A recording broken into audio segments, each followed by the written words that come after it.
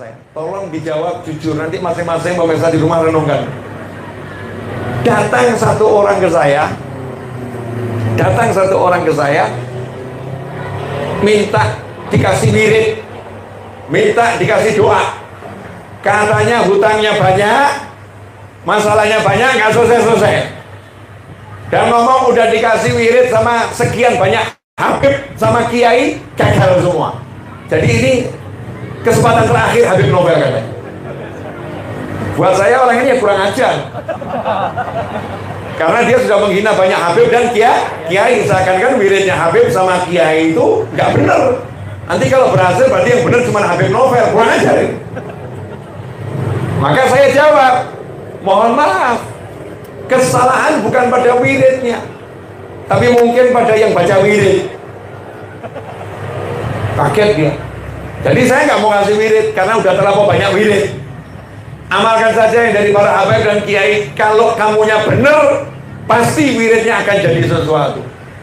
Nggak benernya saya gimana, Bib? Nggak benernya, ya saya nggak tahu. Yang tahu cuma kamu. Yang tahu nggak benernya cuma kamu. Tapi saya coba akan bantu. Ini kegagalan yang paling fatal. Habis baterai? Belum? Oh, kalau habis bilang ya. Saya berhenti soalnya. Lanjut. Masih berapa persen Mas Seto? Baterainya? 101. Hah? 26. Oh, 26 ya, kira-kira 20 menit. Jangan dicas, nggak ada perjanjian.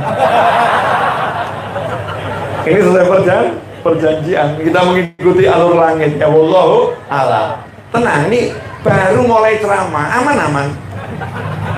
Baru mulai ceramah. Tadi kan mukadimah, sekarang baru mulai ceramah. Ya, saya ceramahnya begini, saya pengen orang pulang manfaat gitu loh. Orang pulang berubah hidupnya jadi lebih bagus. Orang pulang menjadi lebih mengerti cara hidup. Mudah-mudahan begitu, amin. Nah, di sini saya nanya sama dia satu hal saja. Karena banyak orang itu, mohon maaf ya, punya ATM, punya kartu ATM, masih berlaku, punya saldo 2 miliar, banyak atau sedikit? Mesin ATM-nya ada duitnya, masukkan ATM-nya, tapi uangnya nggak mau keluar. Yang salah siapa? Yang mencet PIN. Kesalahan bukan pada mesin, bukan pada saldo, bukan pada kartu, tangannya. Kalau PIN-nya salah, diblokir tuh kartunya. 3 kali salah, kartunya diblokir. Akhirnya jadi masalah. Teriak-teriak dia marah. Saya ini saldo saya 2 miliar, uang saya banyak. Ngapain ngambil cuma 200 ribu, gak bisa. Bukan salah mesinnya, tanganmu. Tanganmu salah, masuk neraka. Paham? Artinya apa? Dianggap kesalahan kecil, tapi buat bank itu kesalahan fatal, karena ini menyangkut kunci untuk membuka sesuatu yang besar. Walaupun kecil, diulangi 3 kali, blokir. Tegas itu Pak. Maka Allah subhanahu wa ta'ala melakukan yang lebih dari itu.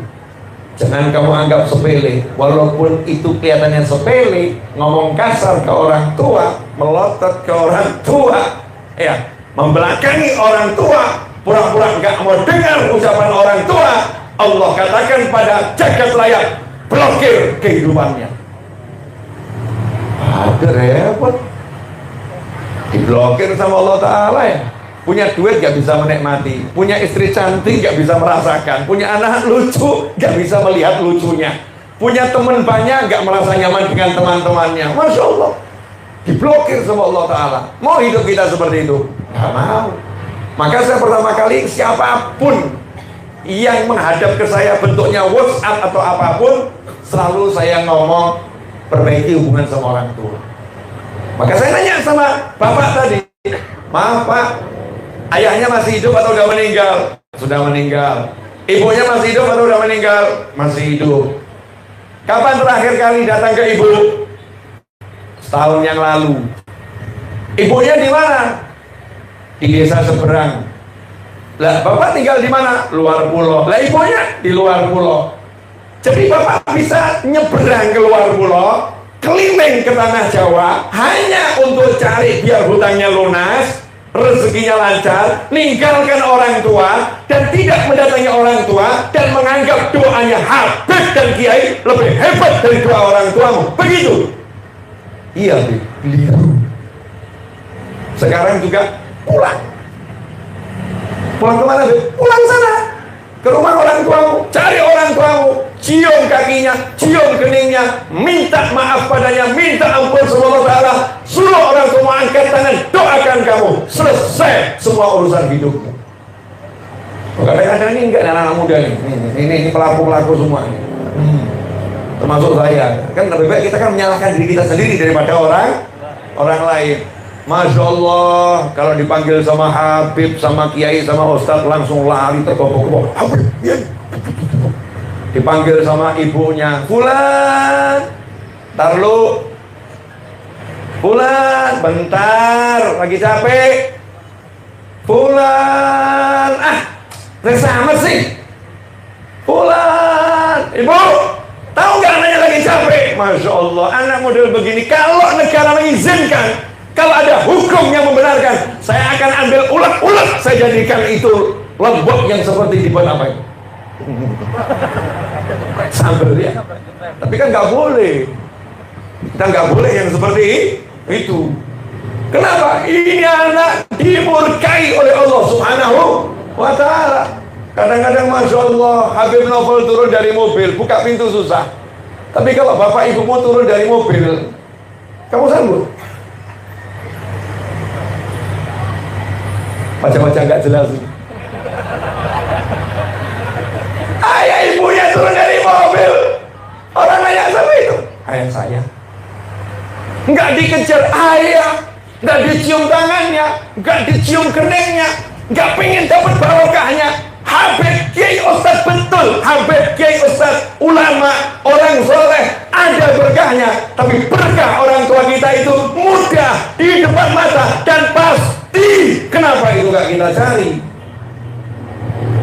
Jelas semuanya? Ini kok jadi diam semua kenapa nih? Pelaku semua. Ya nggak apa-apa loh, kita ini lebih baik sadar di majelis daripada nggak sadar, betul ya? Well, namanya juga manusia kan wajar kalau lupa, karena setan urusan bakti sama orang tua itu setannya kelasnya pangkatnya tinggi-tinggi, ahli semua. Jangan lihat orang tuamu bodoh, orang tuamu bodoh, itu Habib pintar, hormati Habib, orang tua nggak usah kamu hormati. Ini setan ini setan.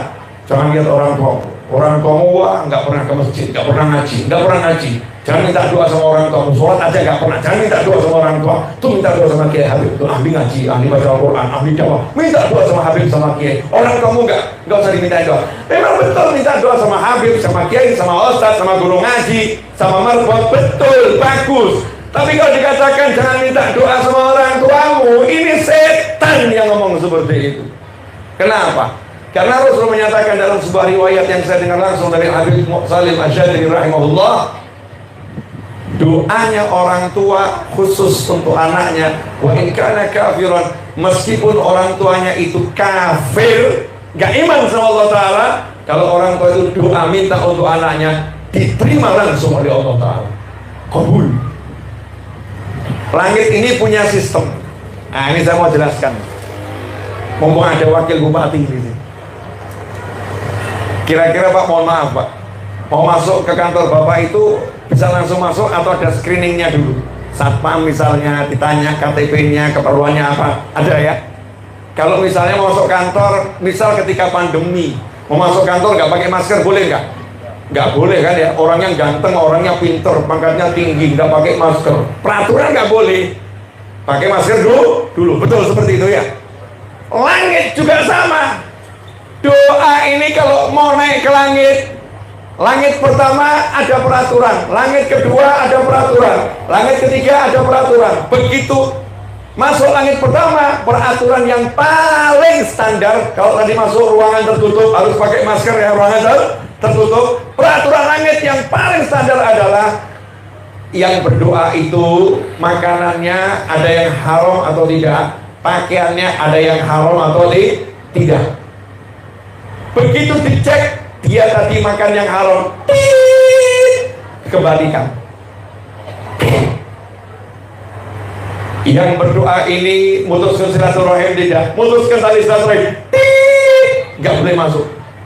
Jadi kira-kira mau lolos langit pertama mudah atau susah ini? Susah. Penjagaannya begitu ketat, screeningnya luar biasa. Tapi Allah bilang lewat lisan Nabi Muhammad SAW, khusus orang tua mendoakan anaknya, langit disuruh buka pintunya. Doa orang tua lewat, matikan semua sistem pengamanan langit. Klik, mati. Walaupun yang doa kafir, walaupun yang doa ini memutuskan tali silaturahim, walaupun yang doa ini ahli maksiat, walaupun yang doa ini pakainya haram, makanannya haram, kalau itu mendoakan anaknya, langsung diterima oleh Allah Subhanahu wa Ta'ala.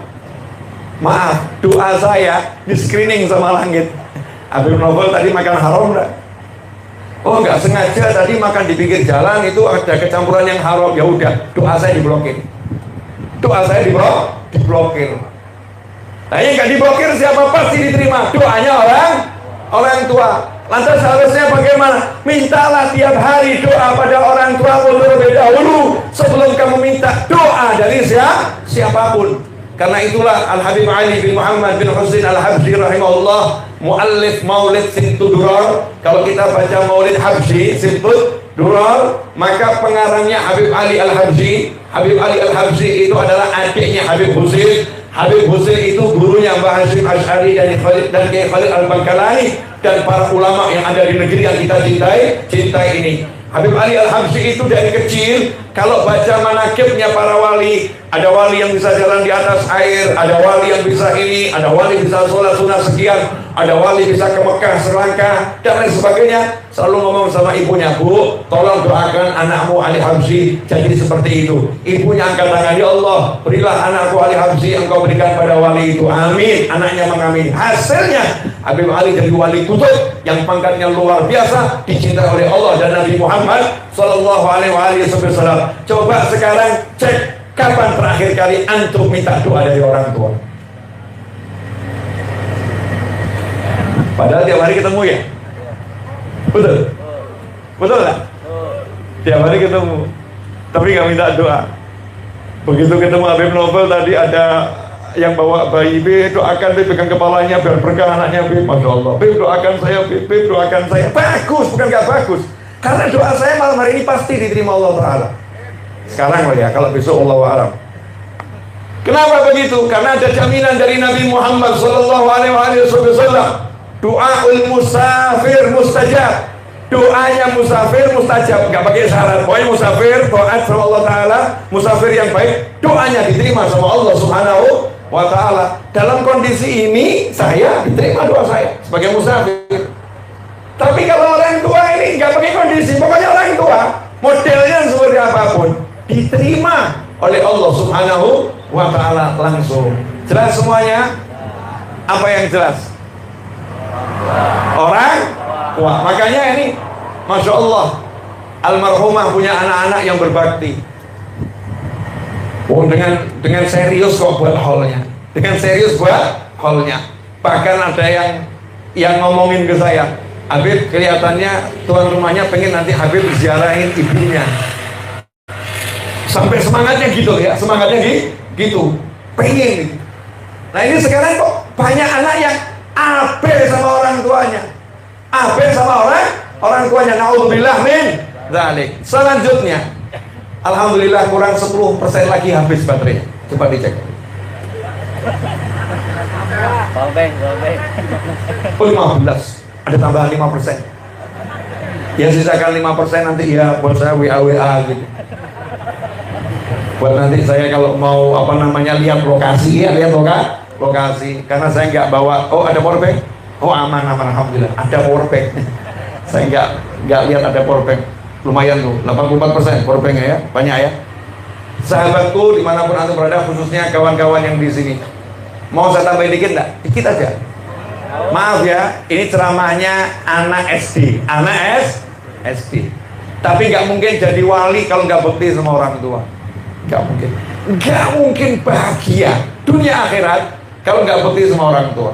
Begitu ada anak itu nyakitin orang tua, celakanya di dunia Allah tampakkan sebelum di akhirat nanti.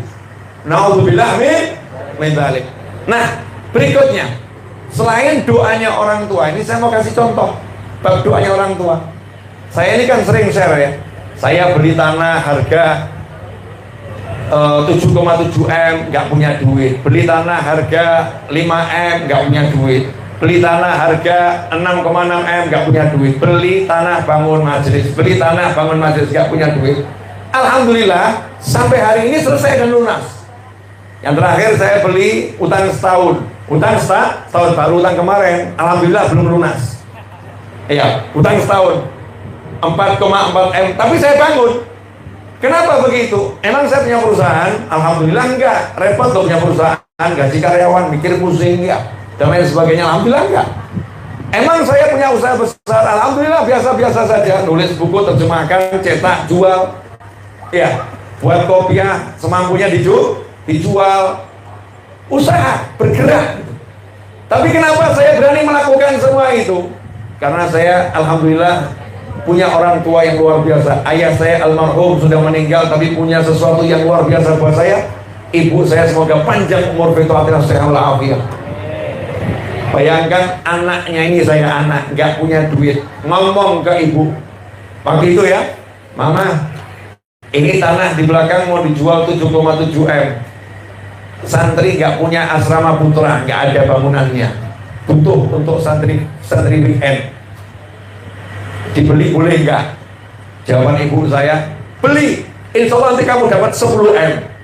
Saya tinggal amin. Ini loh, kalau ibunya itu paham agama. Coba kalau ibunya nggak paham agama, anaknya juga nggak paham agama. Masya Allah, ibunya akan ngomong sama anaknya, mikir, duitnya tekondi, kamu mau bayar dari mana? Gaji cuma 1 juta, mau beli 7,7 M, duitnya dari mana? Jangan ngomong aneh-aneh. Ini ibu gak beres. Tapi alhamdulillah ibu saya beres. Beli, nanti dapat 10 M. Masya Allah. Pas hari ulang tahun saya, ibu saya datang ya ke belakang, tiba-tiba ke belakang ke rumah itu, ke rumah saya di bagian belakang, ibu saya di rumah ke belakang bawa balon. Bawa apa? Balon. Balonnya itu ditulisi, ya, ada 10 balon. Satu balon ditulisi 1 miliar, 1 miliar, 1 miliar. Terus ibu saya ngasih tahu, nih, udah tak lunaskan 10 miliar. Untungnya anaknya juga waras. Alhamdulillah, jazakumullah khairan, lunas. Teman saya yang lihat ya, lunas setondi. Balon. Balon. Itu namanya doa yang ditunjukkan dengan kesungguhan, hasilnya nggak sampai setahun lunas 7,7, selesai dibangun, dan yang itu selesai nggak punya hutang. Saya pernah digoda setan, mau suntuk gara-gara mikir gaji karyawan tukang yang bayar, yang kerja bangunan. Setiap Sabtu harus gaji 30 juta, malam Sabtu pengajian nggak punya duit. Duduk termenung diam sebentar sebelum ngajar. Ayah saya lihat saya senyum. Tapi namanya bapak itu ya, almarhum, namanya bapak kan ya paham hatinya anak. Maka langsung ngomong, "Dak usah kau pikiri." Ya saya jawab, "Mikiri apa? Nggak ada yang dipikirin. Gengsi dong. Mikiri apa? Nggak ada yang dipikirin." Ayah saya mengucapkan satu kalimat, "Jangan pernah bingung, yang yakin sama Allah Ta'ala, karena bapakmu tiap malam gak pernah tidur, khusus doakan kamu." Langsung zuk, gak pernah saya bingung ngurusin dunia. Kenapa? Punya orang tua yang fokus doakan anaknya, bukan mengandalkan kamu harus usaha ini, kamu harus begini. Gak pernah. Ibu bapak saya sampai hari ini gak pernah mengajarkan saya cari duit. Saya diajarkan yakin sama Allah. Kamu punya bapak, punya ibu, doa sama Allah Ta'ala. Kenapa? Karena usaha nggak usah diajarkan. Namanya manusia hidup ya harus berusaha. Nggak perlu diajarkan, tapi doa itu harus diajarkan. Bakti sama orang tua harus diajarkan. Jelas semuanya? Jelas? Nah, terakhir penting. Pertanyaan standar saya di setiap pengajian kalau saya ingat, kapan terakhir kali cium kening orang tua? Lebaran.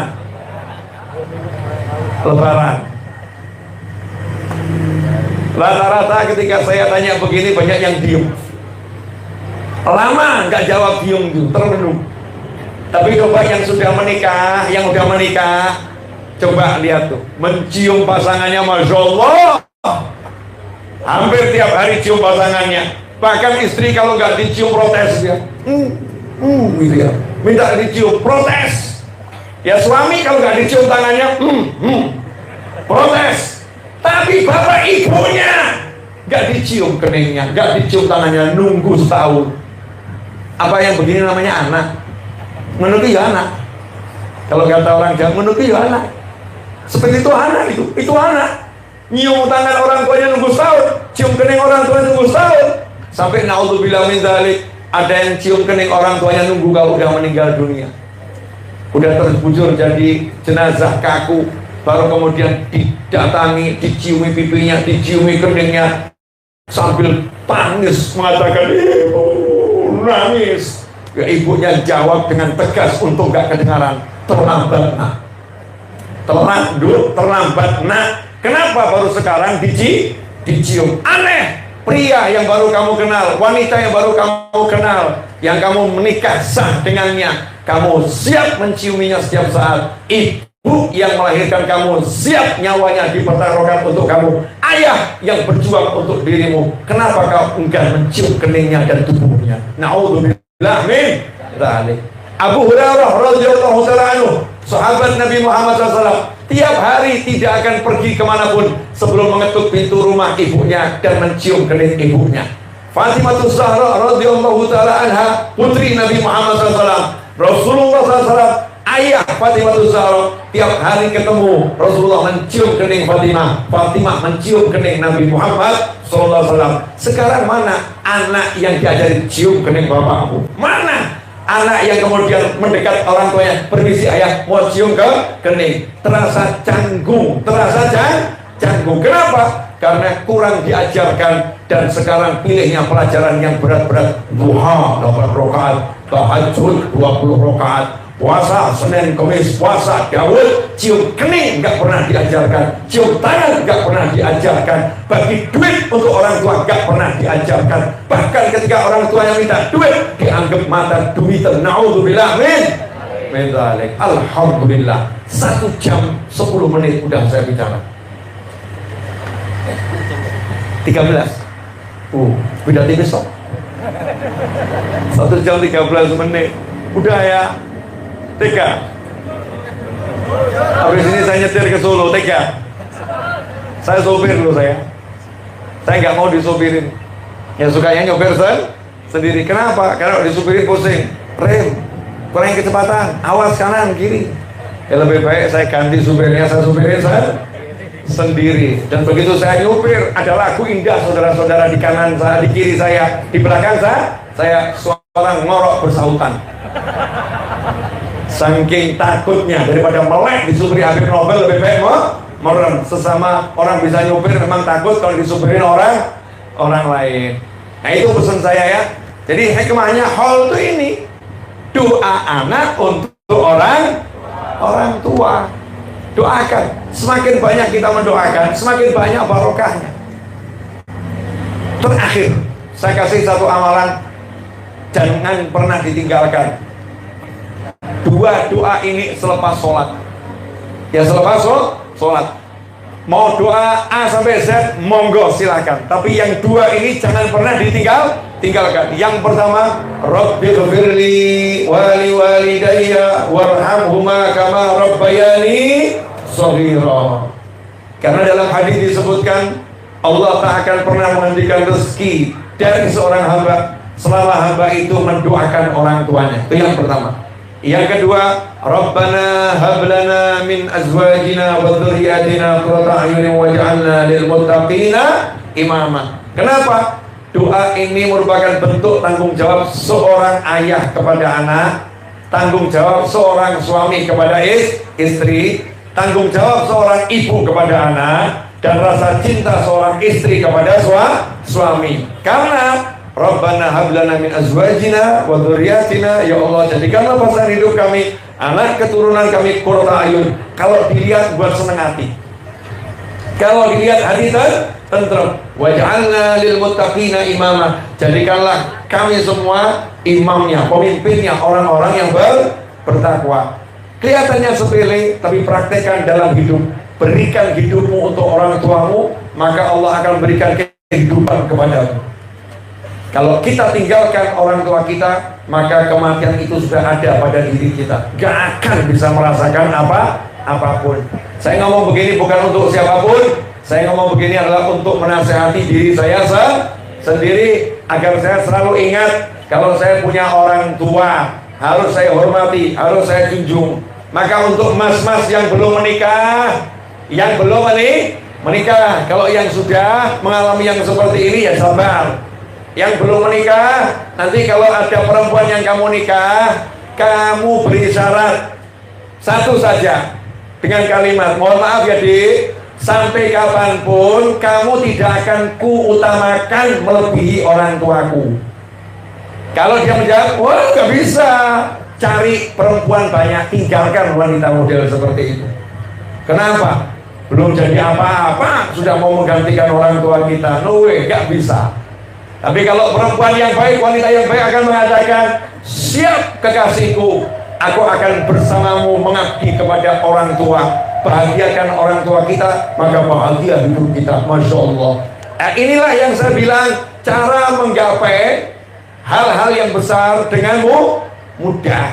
Cium kening, cium tangan, doakan, senangkan, belikan kesukaannya, roti, pisang goreng, belanggrek, durian tadi itu ya. Kalau senang, maka itu pahalanya luar biasa. Super terakhir, saya jadi penceramah, pengajar, ya ngurusin majelis, punya channel YouTube, subscribernya ya alhamdulillah lumayan.